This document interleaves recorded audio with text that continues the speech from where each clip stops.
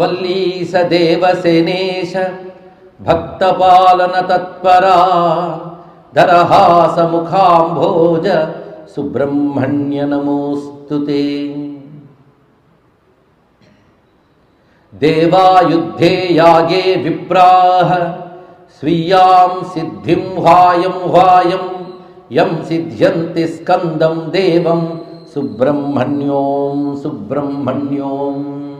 యో వై స్కంద పృష్ఠః శంభోః సత్యం జ్ఞానం బ్రహ్మాద్వైతం ఓంకారార్థం ప్రాహస్మేత్థం సుబ్రహ్మణ్యోం సుబ్రహ్మణ్యోం.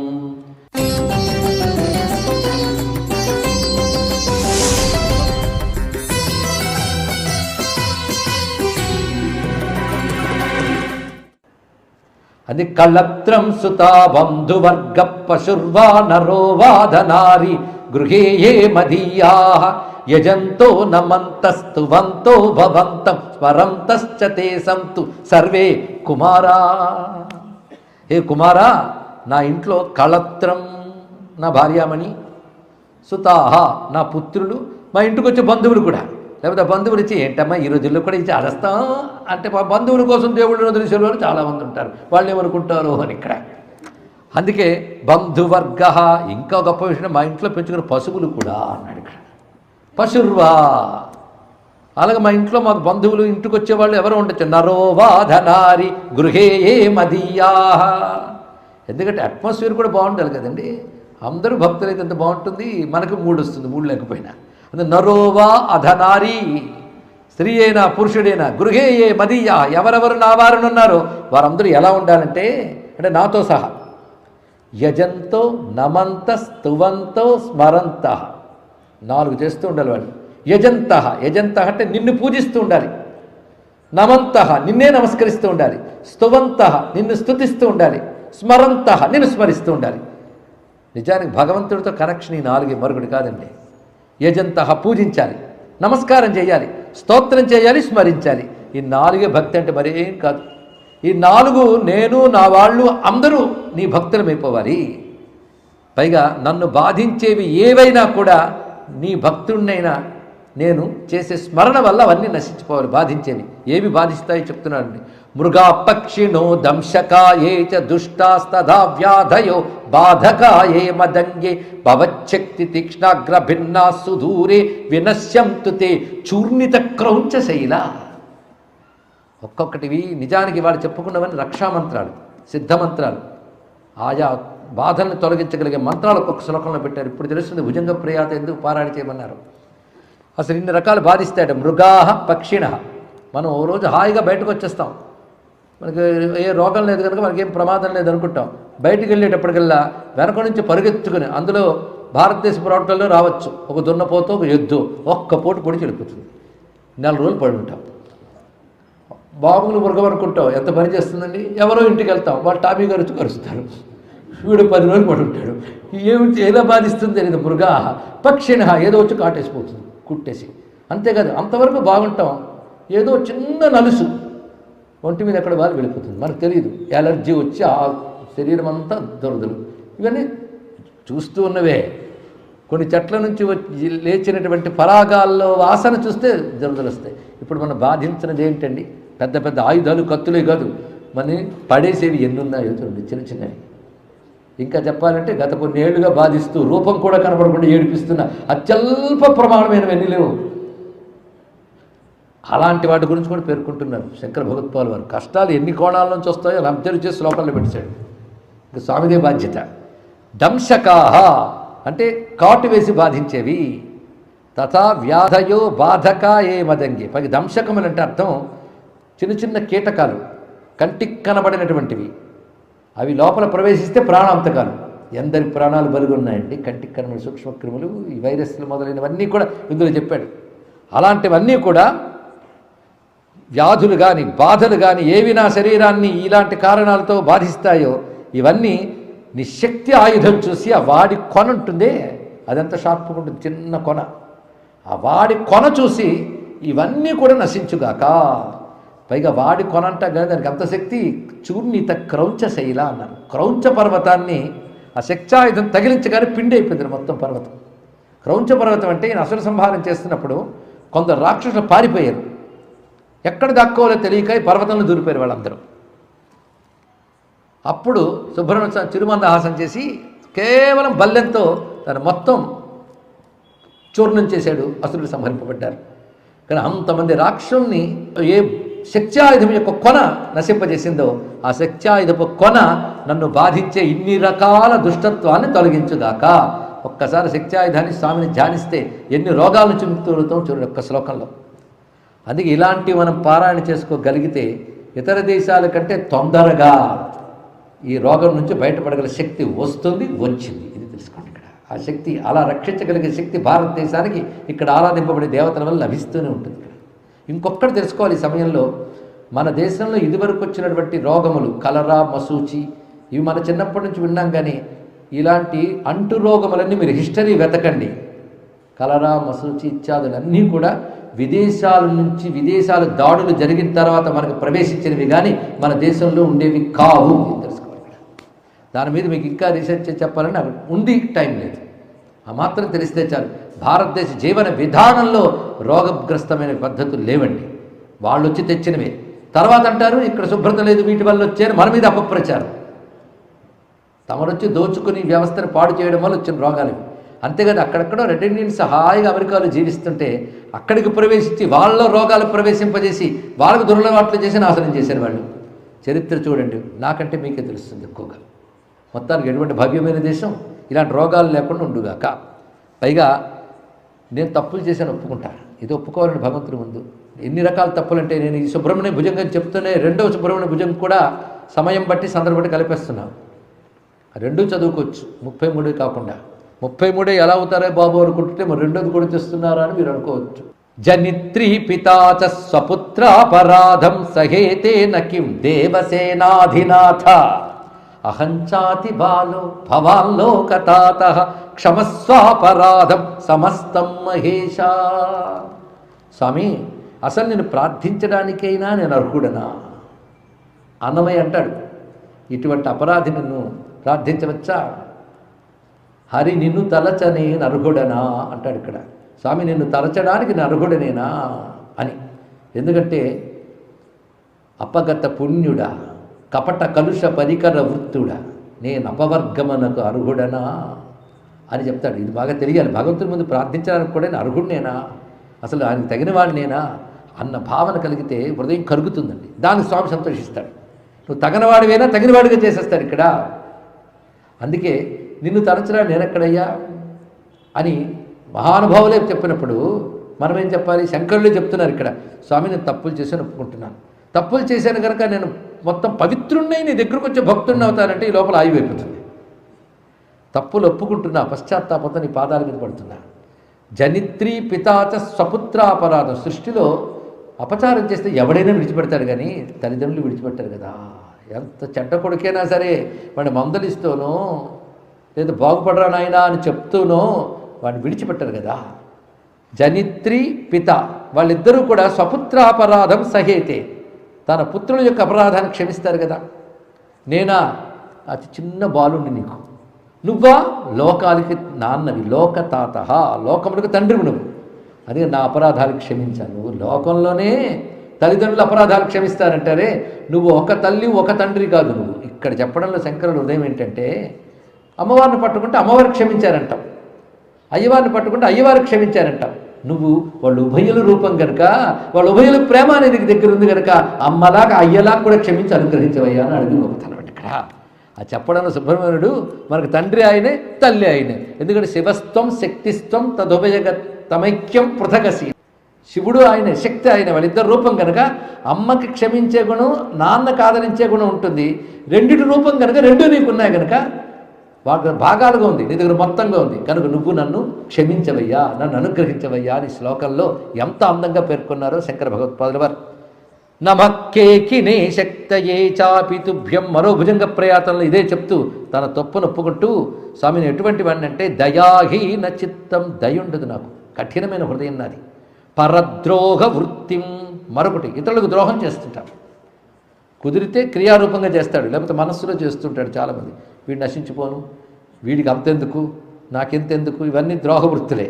కానీ పరద్రోహ వృత్తి సదా పాపశీలం, పాపం చేయడం నా క్యారెక్టర్ అయిపోయింది, ఏం చేయమన్నాడు. శీలం అంటే స్వభావం, పాప స్వభావం అయిపోయింది.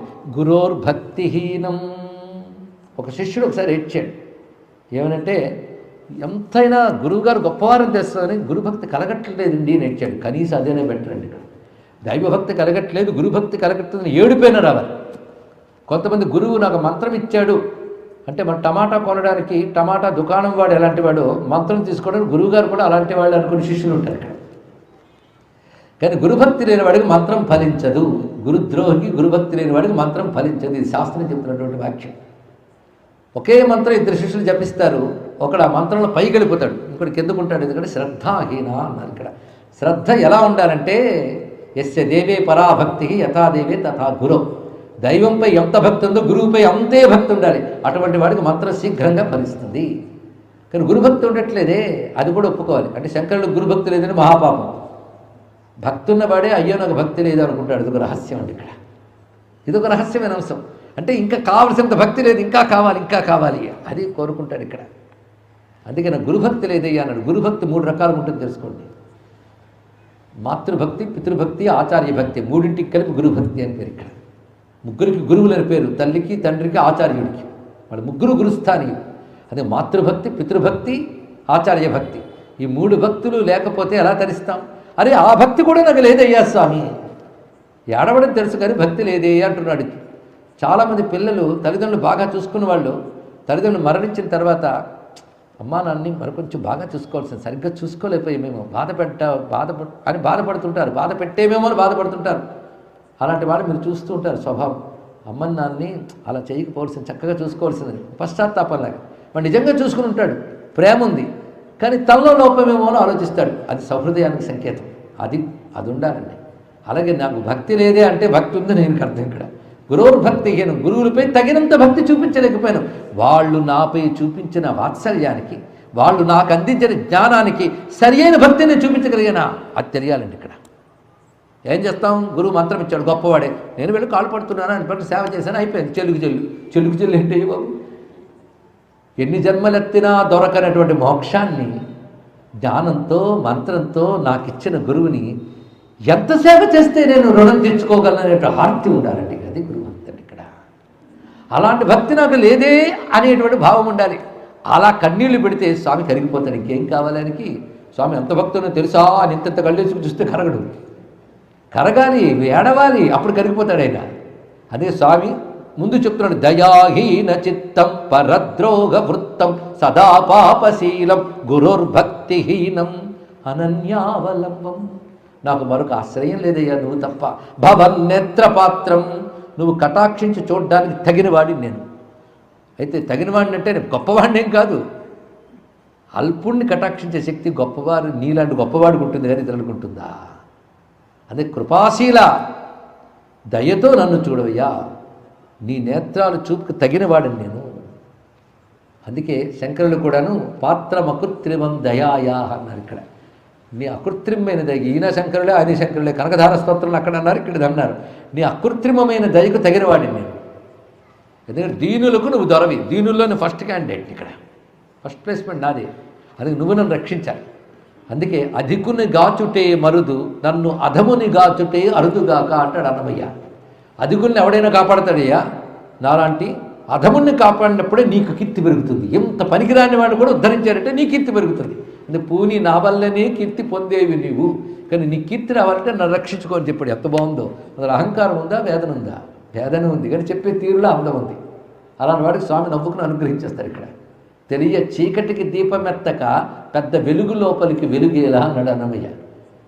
అల్పుణ్ణి అధవుణ్ణి అజ్ఞాన్ని కాపాడినవాడు గొప్పతనం, కానీ గొప్పవాడిని కాపాడుతాను, పుణ్యాత్ముని కాపాడుతాను. పుణ్యాత్మ నువ్వు కాపాడబేంటి? ఆ పుణ్యమే కాపాడుతుంది. వెలుగులోకి వెలుగేమిటయ్యా, చీకట్లోకి వెలుగు కావాలి, కానీ అందుకే నాలాంటి చీకటిగాడి దగ్గరికి నీ కృప చూపించు అని చెప్పడంలో ఉన్న అందమైన భక్తిని మనం ఒక్కసారి నమస్కారం చేసుకుందాం. మరో శ్లోకంలో చెప్పిన భావాన్ని కూడా చెప్పుకున్నాం. అపారాతి దారిద్ర్య వారాసి మధ్యే భ్రమంతం జవగ్రాహ పూర్ణే నితాంతం మహాసేన మాముద్ధరత్వం కటాక్షావలోకేన కించిత్ ప్రసీద. దరిద్రమైన సముద్రంలో మునిగిపోయాను. ధనం లేకపోవడమే దరిద్రం కాదండి, జ్ఞానం లేకపోవడం దరిద్రం, భక్తి లేకపోవడం దరిద్రం, ధర్మం లేకపోవడం దరిద్రం. ఇన్ని దరిద్రాలున్న సంసారం అనే దరిద్రపు సముద్రంలో మునిగిపోయిన నన్ను పైగా పోనీ పైకొద్దామంటే లోపల మొసళ్ళు పట్టు లాగుతున్నాయి. వేగంగా లాగే మొసళ్ళు ఏమంటే జనగ్రాహం, జవగ్రాహం. మిగిలిన బంధాలు జనులనే మొసళ్ళు పట్టు లాగుతుంటాయి. ఏదో భగవంతుడి కోసం ఆలోచిస్తుంటే ఎవడో గుర్తొస్తాడు, ఇంకా వాడి గురించి ఆలోచన పోతుంటుంది, అదే మొసలు వచ్చి లాగేసింది మనకి. ఇలా లాగేస్తూ ఉంటే నన్ను ఎవడు ధరిస్తాడు? ఒక తాడు వేసే వరకు తాడు పట్టుకు బయటకు వచ్చేవచ్చు. ఒక తాడు ఇవ్వు, నేను బయటకు వచ్చేస్తా. ఏమిటా తాడంటే నీ కంటి నుంచి వచ్చే దయతో చూడిన చూపు అనే తాడు నాకు లభించిందా, బయటకు వచ్చేస్తాను స్వామి, నీ కటాక్షంతో నేను బయటకు వస్తాను. మహాసేన మాం ఉద్ధర త్వం కటాక్షావలోకేన కించిత్ ప్రసీద ప్రసీద అని చెప్తూ ఇంకా నమస్కారాలు మొదలు పెడుతున్న నమ్మకం మొదలైంది. ఎంత చేసినా నమస్కారం కంటే గొప్పది మరొకట్లేదు. తెలిసి చేస్తే నమస్కారం చాలా గొప్పది, లేకపోతే ఎవరికి పెడితే వాడికి పారేస్తాం నమస్కారం. నమస్కారం పెట్టేటప్పుడు చేతులు తల వంచేటప్పుడే శరణాగతి చూపిస్తుంది ఇక్కడ. నమక్కేకినే శక్తయే చాపితుభ్యం నమశ్చాగతుభ్యం నమః కుక్కుటాయ నమస్సింధవే సింధు దేశాయ తుభ్యం పునఃస్కందమూర్తే నమస్తే నమోస్తు. నమ్మకం అంటాం, ఆ నమ్మకం నమస్కారానికి శక్తి అది. అది ఇక్కడ చూపిస్తున్నారు. స్వామి నీ నెమలికి నమస్కారం, నీ శక్తి ఆయుధానికి నమస్కారం, నీ దగ్గర కోడి ఉందే కోడికి నమస్కారం. అంటే సూరపద్ముడు చివరి మరణ సమయంలో తన మాయావి రూపం ధరించి ఒక చెట్టుగా మారుతాడు. ఆ చెట్టుని స్వామి ఛేదిస్తాడు. ఛేదించగానే ఆయన 2 రూపాలు ధరిస్తాడు, మయూరు రూపం, కుక్కుట రూపం. ఆయన కుక్కుటాన్ని ఒడిసి పట్టుకుంటాడు, మయూరాన్ని కాలుతో తొక్కి పట్టుకుంటాడు. వెంటనే అతను నేను అసురత్వం పోయి, స్వామి నేను ఆశ్రయించాను, నీ దగ్గర నన్ను ఇలా ఉండని అంటాడు. నాకు ఎన్నో మయూర వాహనాలు ఉన్నాయి, అందులో నువ్వు ఒకడు ఇలాగే ఉండు. కుక్కుట ధ్వజం, నా ధ్వజంలో కుక్కుట ఉంటుంది. ఆయన కుక్కుట ధ్వజుడు సుబ్రహ్మణ్య స్వామి. కుక్కుటానికి ఉన్నటువంటి పైన అది అగ్నికి సంకేతం, కుక్కుటం కూడా అగ్ని యొక్క స్వరూపం. అలాగే స్వామి దగ్గరగా ఛాగం ఉంటుంది, అంటే మేక. మేక కూడా యజ్ఞమునికి సంకేతంగానే చెప్పబడుతుంది. అంతేకాదు పురాణ కథ ప్రకారంగా ఒక యజ్ఞ పశువు అపహరింపబడుతుంది. ఆ యజ్ఞ పశువు లేదు, యజ్ఞం పూర్తి కాదు. అప్పుడు ఆ విప్రుడు వచ్చి సుబ్రహ్మణ్య శరణ పెడతాడు. అది ఇంద్రుడు తీసుకెళ్ళి అక్కడ దాచిపెట్టేస్తాడు యజ్ఞానికి భంగం కలిగించడానికి. అప్పుడు ఇది ఎక్కడుందో పట్టుకుని సుబ్రహ్మణ్యుడు తిరిగి తీసుకొస్తాడు. తీసుకొస్తే అమ్మయ్య యజ్ఞం ఇంకా పూర్తి చేస్తానంటే, నేను రక్షించాను కనుక దీన్ని యజ్ఞంలో నువ్వు వినియోగించకూడదు, ఈ ఛాగమను కనుక ఇది నా అనుగ్రహానికి సంకేతంగా నా దగ్గర ఉంటుందని చెప్తాడు. దాన్ని దివ్యత్వం ఇచ్చి స్వామి దగ్గర ఉంచాడు ఇక్కడ. ఇప్పుడు ఈ కథంతా మనకి జరిగిన చోటు తిరుచెందూరు, అక్కడి నుంచి అనుగ్రహించాడు ఆయన ఛాగమును, ఈ మయూరాన్ని, కుక్కుటాన్ని. అందుకే వాటన్నిటికీ నమస్కారం చేస్తున్నాడు. అంటే భగవంతుడికి ఎంత నమస్కారం చేస్తే మన ఆయుధాలకు నమస్కారం చేయాలి, ఆయన వాహనాలకు నమస్కారం చేయాలి. అవి ఆయనకు లీలాశక్తులు, అవి మనం రక్షిస్తాయి. అందుకే ఈ స్థుతిలో వాటన్నిటికీ నమస్కారం చూడండి. అంతేకాదు ఆయన చోటుకు నమస్కారం చేయాలి. ఇందులో ఆయనకు నమస్కారం చివరికి వచ్చింది, మిగిలిన వాటికి నమస్కారం. ముందు చుట్టూ ఉన్న వాళ్ళని మంచి చేసుకుంటే తర్వాత ఆయన సులభంగా దొరుకుతాడు. అవునా కదండి? ఇక్కడ ఆ చుట్టూ ఉన్న వాళ్ళకి నమస్కారం చేస్తున్నాడు. అచ్చం రుద్ర నమ్మకంలో ఆయుధాలకు నమస్కారం చేస్తాడు, ఆయన యొక్క ధనుస్సుకి, బాణాలకి నమస్కారం చేస్తాడు. అలాగే ఇక్కడ కూడా నమస్కారం చేసుకున్నాడు. శంఖం సదాహం శరణం ప్రపంచే, చక్రం సదాహం శరణం ప్రపంచే అనట్లేదు నారాయణ్ణి. అలాగే ఇవి కూడా నమక్కేకినే, తమ నెమలి గారికి నమస్కారం. శక్తయే, తమ శక్తి ఆయుధానికి నమస్కారం. నమశ్చాగ, ఓ మేకగారు మీకు నమస్కారం, సంబోధన దానికి. చాగ తుభ్యం నమః కుక్కుటాయ, ఆ కోడిగారు మీకు కూడా నమస్కారం. ఇక్కడ నమస్సింధవే, ఓ సముద్రం వారు నమస్కారం. ఎందుకంటే మీ తీరంలో స్వామివారు ఉన్నారు కదా, ఆ సముద్రానికి నమస్కారం. సముద్ర తీర దేశానికి నమస్కారం. నమస్సింధవే సింధు దేశాయ తుభ్యం. ఎందుకంటే మనం గుహలోకి వెళ్ళిపోయాం, కానీ నిన్నట అక్కడ సెటిల్ అయిపోయాం. కానీ ఒక్క గంధశైలం, దానికి శ్రీశైలం, సుగంధశైలం, ఇన్ని పేర్లు ఉన్నాయి దానికి. ఆ గంధశైలంలో 24 తీర్థాలు ఉన్నాయండి. కేవలం తిరుచెందూరులో గంధశైలానికి 24 తీర్థాలు ఉన్నాయి. 24 తీర్థాలు గాయత్రిలో ఉన్న 24 అక్షరాలకు సంకేతం. అదొక రహస్యం. అంతేకాకుండా అక్కడ దత్తాత్రేయ స్వామి గుహ ఉంది. అంటే దత్తాత్రేయుల వారు సుబ్రహ్మణ్యుడు అక్కడ చర్చ చేసుకున్నారు బ్రహ్మ విద్యపై. దత్తక్షేత్రంగా కూడా చెప్పబడుతున్నది. దత్తుడు, సుబ్రహ్మణ్యుడు, దక్షిణామూర్తి, ఇవన్నీ జ్ఞానతత్వములు. సుబ్రహ్మణ్యుడు జ్ఞానప్రదాత, వామదేవుడికి ఆయన మహావాక్యమును బోధించడం విషయాన్ని చెప్పుకున్నాం కదా. అందుకే ఒక్కసారి క్షేత్రమాహాత్మ్యం అంతా చెప్పుకుంటున్నాము. కనుక ఆ సింధు దేశానికి నమస్కారం, సముద్ర తీర దేశం నిక్షేత్రం, దానికి నమస్కారం. పునఃస్కందమూర్తే, వీళ్ళందరికీ నమస్కారం చేశాక మళ్ళీ స్కందునికి నమస్కారం. ఒక్క శ్లోకంలో ఇక్కడ నమస్కారం కనబడుతుంది, కానీ మరుగు భుజంగ ప్రయాతంలో 2 శ్లోకాల్లో నమస్కారం కనబడతాయి. నమస్కారం గొప్ప మంత్రం కనుక అది కూడా తీసుకుందాం. నమస్తే నమస్తే మహాశక్తిపాణి, నమస్తే నమస్తే లసద్వజ్రపాణి, నమస్తే నమస్తే కఠిన్యస్తపాణి, నమస్తే నమస్తే సదాభీష్టపాణి. 8 నమస్కారాలు ఒక్క శ్లోకంలో పెట్టాడు. 8 నమస్కారాలు చెప్పినప్పుడు మీరు శ్రద్ధగా వింటే స్వామి మూర్తి కనబడుతుంది. మహాశక్తిపాణి, మహాశక్తిని చేతిలో పట్టుకున్న స్వామి నీకు నమస్కారం అంటే ఒక చేతిలో శక్తి ఆయుధం, లసద్వజ్రపాణి మరొక చేతిలో వజ్రాయుధం, నమస్తే నమస్తే కఠిన్యస్తపాణి నడుమి చేయి పెట్టుకున్న నీ చేతికి నమస్కారం, నమస్తే నమస్తే సదాభీష్టపాని అభయమిస్తున్న నీ చేతికి నమస్కారం. అంటే కింది 2 చేతులతో ఎడమ చేతిని నడుము పెట్టుకుని కుడి చేతితో అభయమిస్తున్నాడు, పై 2 చేతుల్లో వజ్రాయుధము శక్త్యాయుధము ధరించాడు. అలాంటి స్వామి నీకు నమస్కారం. నమస్తే నమస్తే మహాశక్తిధారిన్, నమస్తే సురాణ మహాసౌఖ్యదాయిన్, నమస్తే సదా కుక్కుటేశాగ్నికేత సమస్తాపరాధం విభో మే క్షమస్వ. 2వ సుబ్రహ్మణ్య భుజంగంలో కూడా ఇక్కడ మనం తెచ్చుకున్నాం. ఇందులో మళ్ళీ స్వామి యొక్క ఆయుధములు ఆయన స్వరూపం అంతా మనకు కనబడేలాగా నమస్కారం పెట్టాడు. తర్వాత జయకారం చెప్తున్నాడు. జయ జయ జయ అంటే స్తోత్రం స్ట్రక్చర్ ఎంత బాగుందో చూడండి. ఒక స్తోత్రం శంకరులు ఏ చిన్న స్తోత్రం తీసుకున్నా ఆ స్ట్రక్చర్ అంత గొప్పగా కనబడుతుందండి. ఇక్కడ మొట్టమొదటి గణపతిని స్తుతించడం కానీ, తర్వాత ఆయన యొక్క తత్వాన్ని ఒక్క శ్లోకంలో దట్టించి చెప్పడం కానీ, తర్వాత ఆయన యొక్క క్షేత్ర వర్ణన, పర్వత వర్ణన, గుహ వర్ణన, లోపల స్వామిని పాదముల మొదలుకుని శిరస్సు వరకు వర్ణన, ఆ తర్వాత తన బాధ వెళ్ళగొక్కుకోవడం, ఆ తర్వాత నమస్కారం చేసుకోవడం, తర్వాత జయ జయ అని జయకారం చెప్పడం పూర్తి చేయడం. ఎంత పద్ధతిగా ఉందండి. జయ దేవతలకు చెప్తారు. జయ అంటే అర్థం ఏంటి చెప్పండి. జయ జయ అంటారు. వెంకటేశ్వరుడికి జయ, జై గణేశ అంటాం, జై వెంకటేశ, జై శ్రీనివాస అంటాం. వింటాం ఎందుకంటాం? జయం అంటే గెలుపు, గెలుపు అంటే అన్నిటినీ మించిపోయి ఉండడం. స్వామి అన్నిటినీ మించిపోయి నువ్వు ఉండాలి అని చెప్తున్నారు. నువ్వు చెప్పేది ఏంటంటే జయం, నేను ఎప్పుడు జయమే అన్నాడు. ఆయన పేరు జిష్ణు, జయశీల. జయం ఆయన స్వభావం. నువ్వెందుకు ఆయన జయం కలుగ్గాక అంటావు? జయం ఆయన స్వభావం అయ్యా అంటే జయం అనే మాటకు అర్థమే అన్నిటినీ మించిపోయి ఉండాలంటే స్వామి మించిపోయి ఉన్నాడండి. నేనెందుకు కోరుకోవాలంటే అన్నిటినీ మించి ఉన్నాడా అడుగుతున్నా. చెప్పండి, ఉన్నాడా? ఎక్కడ? మనలో, మన హృదయంలో అన్నిటికంటే ప్రయారిటీ ఏది? ఇప్పుడు నేను అడిగితే భగవంతుడు అండి అంటారు, ఇప్పుడు అడిగితే. కానీ మనకి ఆయన లీస్ట్ ప్రయారిటీ ఉన్నమాట చెప్పాలి. అన్నిటి మించిలేడు ఆయన. నాకు దేవుడి మీద నమ్మకం ఉందండి. ఎంత ఉంది? ప్రపంచంలో మిగిలిన విషయాల మీద ఉన్న ప్రీతి, భగవంతుడి మీద ప్రీతి ఏది ఎక్కువ? ఎవరి బయటకు చెప్పదులేండి, ఉన్నమాట తెలుసు. ఎందుకంటే అందరూ అంతే. కనుక మనస్సులో అన్ని భావాలు ఉంటాయి, భగవద్భావం తప్ప. కొంతమంది పూజకు కూర్చున్నప్పుడు దేవుడి మంత్రం మీద తప్ప అన్నిటి మీద దృష్టి వెళ్తుంటుంది. ఇక్కడ ఏం చేస్తాం అంటే మనసులో దేనికి ఎక్కువ భావం ఉన్నట్టు? నీకు లేదు. కనుక నేను కోరుకుంటున్నది ఏంటంటే నా మనస్సులో నువ్వే అన్నిటినీ మించి ఉండాలి. అది జయ జయ అనడంలో నాకు తెలియండి. ఇక్కడ జయ జయ అనడంలో విశేషం. అలాగే మన దేవతలకు జయ పట్టాలి. ఎందుకంటే అధర్మం వ్యాపించిపోతుంది స్వామి. నీకు జయం కలుగ్గా కంటే నువ్వే గొప్పగా ఉన్నావు అనుకో, అధర్మశక్తులు పోతాయి, ధర్మం నిలబడుతుంది.